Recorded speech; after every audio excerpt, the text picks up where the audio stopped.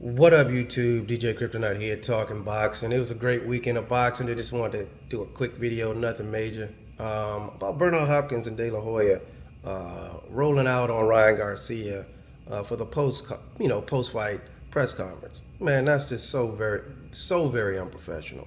And the audacity of them claiming that Tank's team didn't have his back or had any confidence in him or wasn't truly sure that Tank was ready. Meaning, does your team have your full support?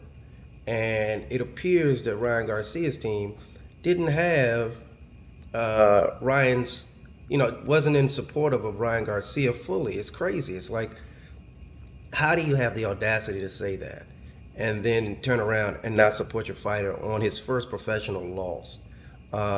That's telling.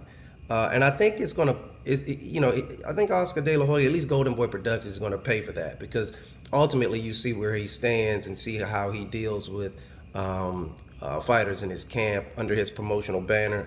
And I think he's going to suffer because of that. That's pretty bad. That's pretty bad business. Like I said, he suffered his first professional loss in traumatic fashion.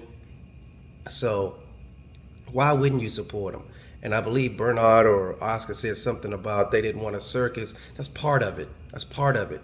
You navigate through the circus, or you prevent the surface. You be up front, transparent, back to the drawing board. This is what happened. We have full faith in Ryan Garcia. He'll be back at it.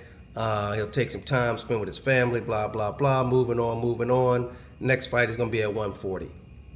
Simple as that. Like, what is the... That's terrible business. That's terrible business. Oscar De La Hoya will pay for that. That's just a fact. So, Leonard Ellaby made the comment that, they were taking Golden Boy's fighters and that sort of thing. And it's telling as to why. That's terrible. You can't do business that way. Anyway, I just thought that was pretty apparent, pretty sad.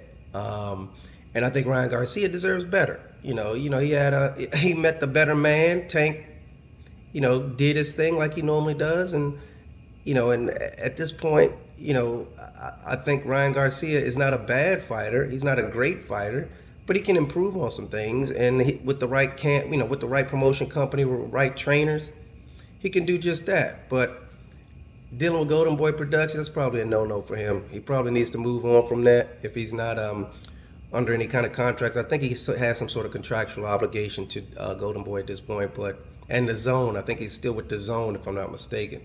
So he has some decisions to make, and typically, like, if he's disappointed with the promotional company, a lot of times these boxers are inactive for years, months at a time. I think Andre Ward went through that. There's a few big boxers that went through that when they were kind of trying to part ways with the promotion company, and they just didn't have any fights, but they couldn't fight anywhere else because they were contractually obligated. So it is what it is. I wish him luck. Hopefully it doesn't get to that. But I think Ryan Garcia is professional enough to keep it moving and continue making money for his family until he can move on from Oscar De La Hoya, because I think that's probably the best move and the next move. So anyway, hope everybody have a great Monday, have a great week, all that sort of thing, and we'll be talking boxing again. Have a good day. DJ Kryptonite out. Deuces.